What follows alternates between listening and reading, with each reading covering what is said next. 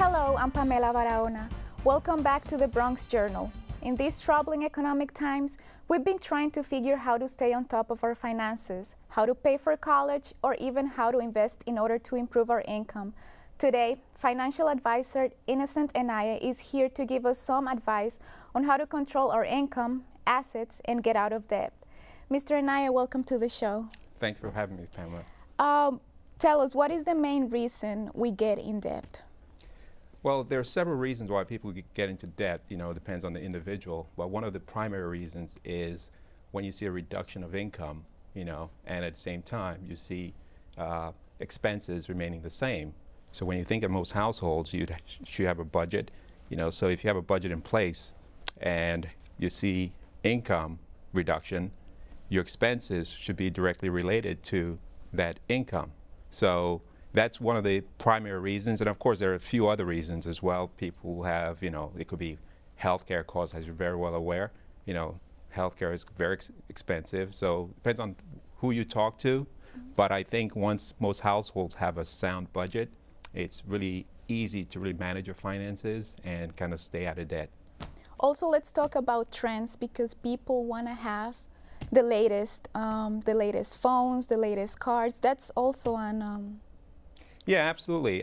I mean, the thing is, I think, of course you have, those that love to shop, So if you have the disposable income, it might be a great idea for you to make that extra purchase. But at the same time, there are other considerations. You have to look at, other savings for retirement, or if you have children, for college. So there are a few considerations to take into account before you get to that, stage.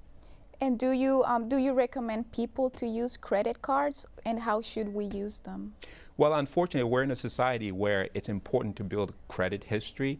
So if you are going to use credit cards, obviously you have to use it responsibly, But the rule of thumb I mostly counsel my clients is, if you can afford to pay for it in cash, then of course you can use the credit card as an alternative. Just make sure you pay it off, at the end of the month.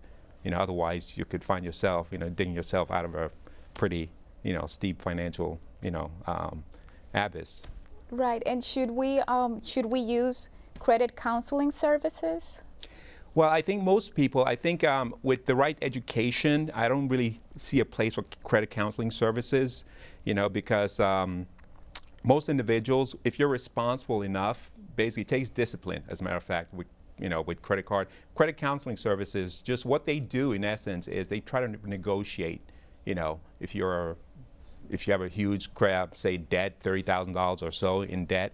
And what they do is, there are a lot of unscrupulous credit counseling services out there. So that's why I'm very leery about that. So I'd rather just say, listen, you can actually talk your way out of a situation if you talk to your creditors directly, or you just manage to cut back a little bit. Right. And for parents, what do you think they should give the teenagers the opportunity to own a credit card or a debit card? Yeah, I think there are those cards that they have in place now. They provide a kind of a stop limit to expenses. So I think it's a great idea, especially to start at a very young age, to teach people the importance of financial management. And so if you have those kind of credit cards, at least they're maxed out. It could be for $100, $200. So that if you reach that limit, party's over. Yeah. Now tell us, what's the best way to reestablish credit after bankruptcy? Well, bankruptcy is, sometimes it makes sense for some people, it doesn't for others, but at the same time there's this stigma with bankruptcy, but it's not entirely a bad thing. You can always get out of it, so the best way would be to pay your bills on time, and if you get a credit card, make sure that you are timely in the payments. So as long as your bills are paid on time, you find yourself, getting out of it in no time at all. Okay, great. And for students, how can they start paying their college loans? Students, wow, that's a very good question, as a matter of fact, because students, most college loans are actually due 6 months after they get out of college, and some of them wrestle with the, with the job market, knowing that it's very difficult. But I would say the best way to approach that would be the same way you would approach any other debt. You know, you just make sure you approach it directly and make sure you try to, you know, pay it down as much as you can, you know, and just talk to the, you know, the creditor.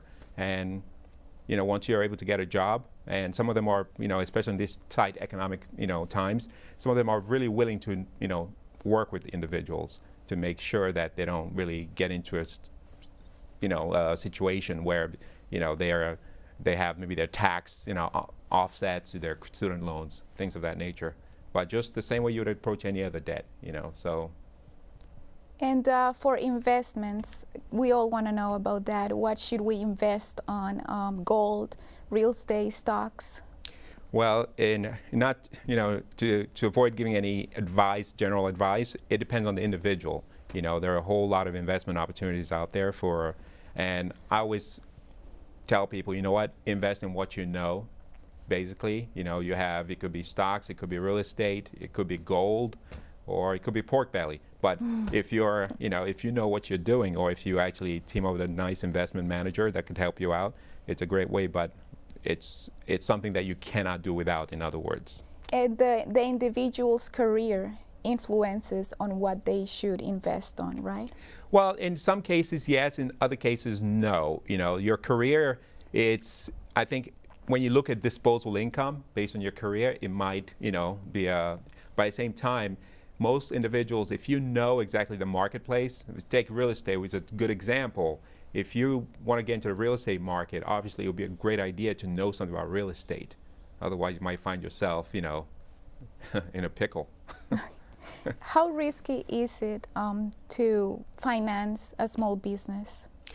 Well, as far as small business financing, there's a lot of opportunities available there, but the risk aspect of it depends on the business. You know, if it's an ice cream, you know, shop, obviously there is no risk there. Come summertime, everyone is, you know, going out there. But it depends on the business. You know, there's a lot of opportunities as far as financing, but I always tell folks it's important to, especially in this tight credit environment, to basically work with families, you know, and friends, try to limit the interest on the, you know, the loan itself.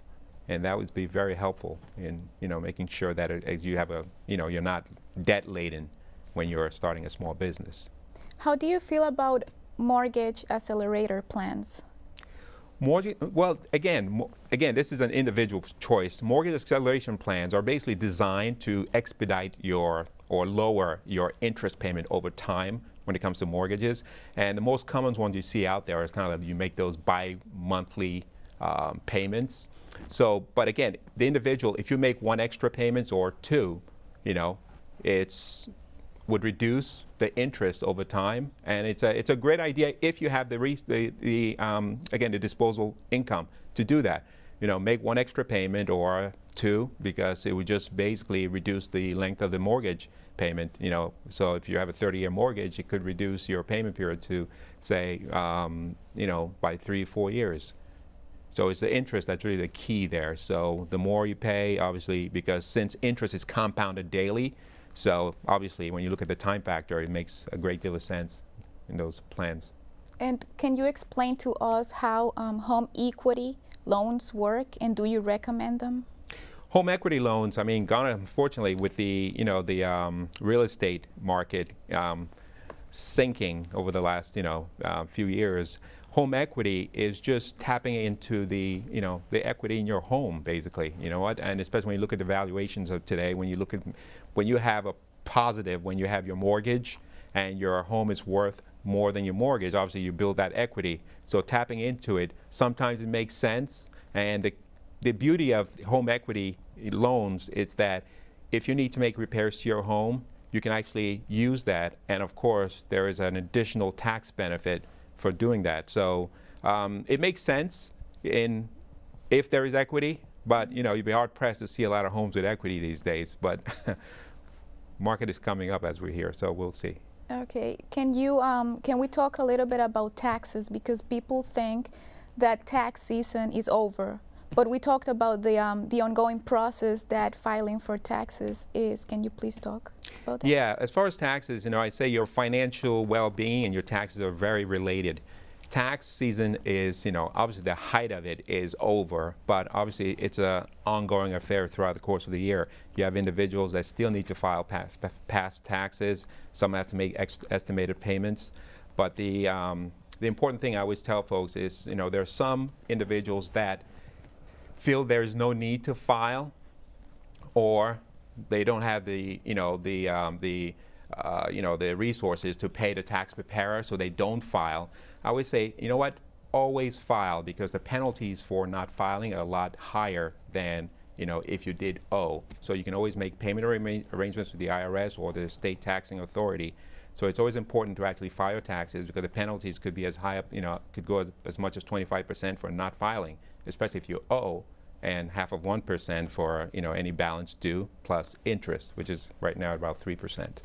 So it's always important to actually file, even if you don't make the payments, but always file. Makes sense from that standpoint. That's good. We're running out of time, but can you give us a final advice on how to establish a foundation for good finances? Yeah, one of the things I always tell folks is the important thing, the basis of the good financial, foundation would be budgeting. You just create a budget and stick to your budget, just as we're trying to do as a country. But on the micro level, the family, create a budget. Once you're able to stick to that budget, you would empower yourself. And once you see that you're over that threshold of expenses, then you say, wow, I need to stop. There's no money from anywhere. So that's really the basis of it. And I think that's what we try to educate people to understand, that, you have to work with a budget. If you don't work with a budget, then you just find yourself in total disarray. Excellent. Thanks for being with us today, Innocent. You're very welcome. Thanks for having me. See you next week on another edition of the Bronx Journal.